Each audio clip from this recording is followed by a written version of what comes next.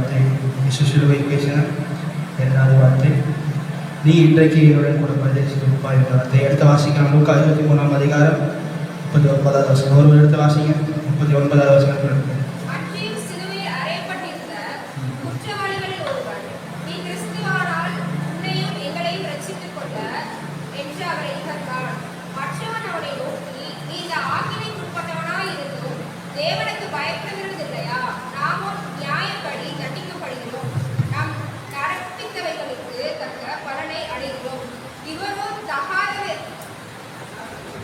இவரோ தகாத ஒன்றை நடப்பிக்கவில்லையே என்று அவனை கடிந்து கொண்டு இயேசுவை நோக்கி, ஆண்டவரே, நீர் உம்முடைய ராஜ்யத்தில் வரும்போது அடியே நிலைத்தருளும் என்றான். இயேசு அவனை நோக்கி, இன்றைக்கு நீ என்னோட கூட பரதேசில் இருப்பாய் என்று மெய்யாகவே உனக்கு சொல்லுகிறேன் என்றார். இந்த வார்த்தை தான் நீங்கள் தியானிக்க போகிறோம். யேசுவானவர் சிலுவையில் மரிக்கும் பொழுது அவரோடு கூட 2 கல்வர்களை அவருடைய பக்கத்தில் அவர்களும் சேர்ந்து மரித்தார்கள். அந்த இடத்துல ஆண்டவர் சொல்கிறாரு, அந்த கல்வன் கேட்குறான், ஆண்டவரே நீங்கள் ஒரு ராஜ்யத்தில் வரப்ப என்னை நினச்சி கொள்ளுங்க அப்படின்னு அந்த கல்வன் கேட்குறான். அப்போது இயேசுவானவர் அவனை பார்த்து சொல்கிறாரு, இன்றைக்கு நீ என்னுடன் பரதேசியில் இருப்பாய் அப்படின்னு ஆண்டவர் அவரை பார்த்து சொல்கிறாரு. பரதேசின்னா என்னன்னா, பரதேசின்றது ஏதேன் தோட்டத்துக்கு ஒப்பா இருக்கிறது. எடுத்து வாசிக்கிற ஒரு வசனம் இல்லை, வெளிப்படுத்தின விசேஷம் 2ஆம் அதிகாரம் 7ஆம் வசனம். ஒருத்தன் எடுத்து வாசிங்க. வெளிப்படுத்தின விசேஷம் 2ஆம் அதிகாரம் 7ஆம் வசனம். ஆவியானவர் சபைகளுக்கு சொல்லுகிறதை காதுள்ளவன் கேட்க கடவன். ஜெயம் கொள்கிறவன் எவனோ அவனுக்கு தேவனுடைய பரதீசின் மத்தியில் இருக்கிற ஜீவ விருட்சத்தின் கனியை ருசிக்க கொடுப்பேன் என்றது. இந்த ஜீவ விருட்சம் கனி ஏதேன் தோட்டத்தில் தான் இருந்துச்சு. ஆதியாகமத்தில் வாசிக்கிறோம், ஏதேன் தோட்டத்தில் இருந்துச்சு. இந்த இடத்துல என்ன சொல்லப்படுதுன்னா, பரதேசியின் மத்தியில் இருக்கிற ஜீவ விருட்சத்தின் கனியை அவனுக்கு கொடுப்பேன்னு சொல்லியிருக்காங்க. அப்போ இந்த ஏதேன் தோட்டம் அந்த பரதேசிக்கு ஒரு ஒப்பா இருக்குது. ஏன்னா அந்த ஏதேன் தோட்டத்தில் எந்த ஒரு கஷ்டமோ கவலையோ கண்ணீரோ எதுவுமே இல்லை. அது ஒரு பீஸ்ஃபுல்லான இடம். அதனால அந்த இடத்துல அதை நம்ம ஒப்பிட்டு பார்க்கலாம். அப்புறம் அடுத்த பார்க்கலாம். அந்த கல்வன் ஆண்டவர்கிட்ட சொல்கிறான், ஆண்டவரே நீங்கள் உங்கள் ராஜ்யத்தில் வரப்ப என்னை நினச்சி கொள்ளுங்க அப்படின்னு சொல்கிறான். அவன் ஒரு திருடன். திருடன் மீன்ஸ் திருடன் அவனுக்கு தெரியும், விளக்க தேவையில்லை. அவனுக்கு எப்படி ஆண்டவரை பற்றி தெரியும்? ஆண்டவரே நீங்கள் ஒரு ராஜ்யத்தில் வரப்ப என்னை நினச்சி கொள்ளுங்கன்னு சொல்கிறான்னா, அவன் ஒரு 3 விஷயத்தை அறிஞ்சிருந்தான்.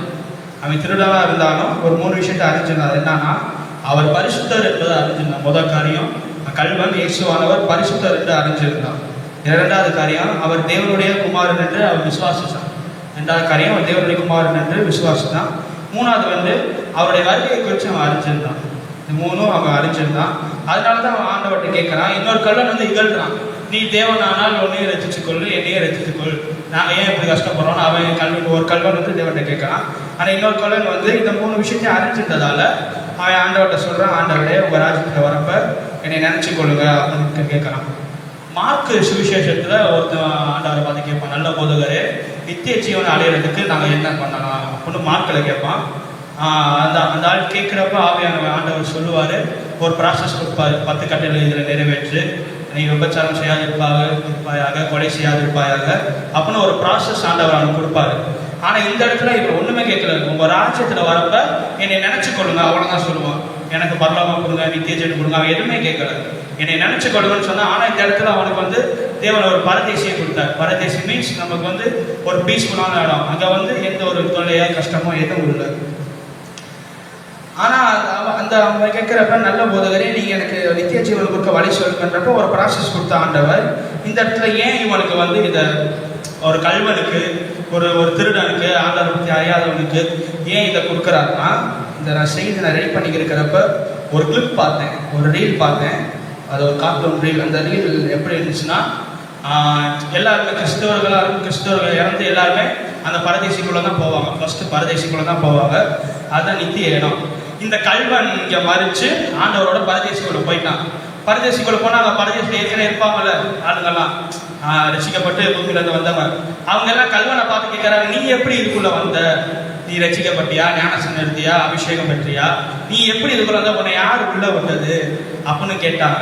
அவனை பார்த்து அந்த பரிசுத்தவான்கள்லாம் கேட்குறாங்க கல்வனை பார்த்து, நீ எப்படி இதுக்குள்ள வந்த, உன்னை யார் உள்ள விட்டா, உனக்கு இங்கே இருக்க உனக்கு தகுதி இல்லை அப்படிலாம் கேட்குறாங்க.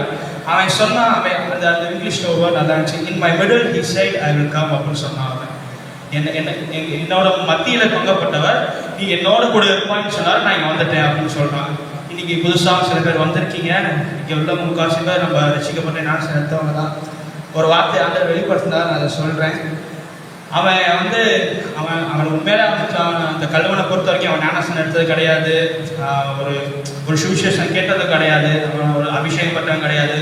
ஆனால் அவனுக்கு பரதேசி அளிக்கப்பட்டது. அது ஏனென்றால் அவன் சொல்கிறான், அவன் இந்த இடத்துல சொன்னான், என் மத்தியில் தொங்குனவர் சொன்னார், நான் இங்கே வந்துட்டேன், அவ்வளோதான். அவன் என்ன சொன்னார்னா அவருடைய வார்த்தை மூலயமா நான் இங்கே வந்துட்டேன் அப்படின்னு அவன் சொல்கிறான் அந்த இடத்துல. இப்போ நான் உங்களுக்கு சொல்கிறேன், இயேசு கூறிய ஒரு வார்த்தை நம்ம லைஃபுக்கு போதுமானது. இங்கே வந்து புது ஆத்மாக்கள் சொல்கிறேன், இயேசுன்ற ஒரு வார்த்தை அவங்க லைஃபுக்கு போதுமானது. எனக்கு இதுதான் ஆண்டவர் இந்த வசனத்தை நான் தியானிக்கிறத வெளிப்படுத்தினார். என்ன விஷயம், இந்த வாழ்க்கையின் கடைசி, அதாவது அவன் அவ்வளோதான், அந்த கல்வன்னு ஒரு ஃபியூ சைடில் சாக போனான், அவ்வளோதான். அந்த நேரத்தில் தேவன் அவன் ரசிக்கப்பட்டான். ஒரு வேதத்திலேருந்து ஒரு சிலர் அதை காட்டுறேன், நீங்கள் வச்சுக்கொள்ளுங்க. பேதுரு இந்த கடைசி ஆண்டவர் வந்து நீ 3 தடவை எனக்கு மறுதளிப்பான்னு சொல்லியும் அவன் மறுதளிச்சான். அது கடைசி நிமிடத்தில் அவன் மனக்கசந்து அழுந்து ரசிக்கப்பட்டான். ஆனால் யூதாஸ் அப்படி இல்லை, அவன் ஆண்டவர் கொண்டு செத்தான். ஸோ அந்த லைஃப்பில் நம்ம லாஸ்ட்டாக இருக்கிற டெசிஷன்ஸ் வந்து ரொம்ப முக்கியம். ஸோ இன்றைக்கி வந்து எனக்கு ரொம்பலாம் பேச தெரியாது, எனக்கு ரொம்ப பேச வராது. இன்றைக்கி ஒரே வார்த்தை நான் சொல்கிறேன், ஏசுன்ற ஒரு வார்த்தை. ஆனால் ஏசு எனக்கு கொடுத்த வார்த்தை, அது என் லைஃபுக்கு போதுமானது. இந்த கல்வன் மூலியமா நான் கற்றுக்கொண்ட விஷயம் அதுதான். எத்தனை பேருக்கு புரியுது எனக்கு தெரியல. ஸோ அதுதான் நான் சொல்கிறேன். நான் ஒரு பாட்டு கூட பாடினால இப்போ, நான் தேடி போகவில்லை என்ன தேடி வந்தார். இந்த பாட்டு கல்வனுக்குரிய பாட்டு தான். ஏன்னா அவனுக்கு என்ன சொல்கிறது, அவன் இதுக்கு முன்னாடி தேவனை பார்த்துருப்பானா, கேட்டிருக்கானா, அவன் இப்போ எங்கேயாவது திருடி போகும்போதோ இல்லைனா எங்கேயாவது கூட்டமாக இருக்குவோ அவன் பேசுகிறது கேட்டிருக்கானா. இருந்தாலும் அவன் போய் இந்த பரதேசில் அவன்கிட்ட கேட்டாங்க, பார்த்தீங்கன்னா நீ எப்படி இதுக்குள்ளே வந்து அவன் கேட்குற, அவன் என்ன பார்த்து அவன்கிட்ட பாடி காட்டுருக்கான், நான் தேடி போகவில்லை நீ என்ன தேடி வந்தாரையா. இந்த வார்த்தையை தான் ஆண்டவர் கொடுத்தாரு. நான் இதை சொல்லி ஜெபிக்கிறேன். இயேசு கொடுத்த ஒரு வார்த்தை, இயேசுன்ற வார்த்தை என் லைஃபுக்கு போதுமானது.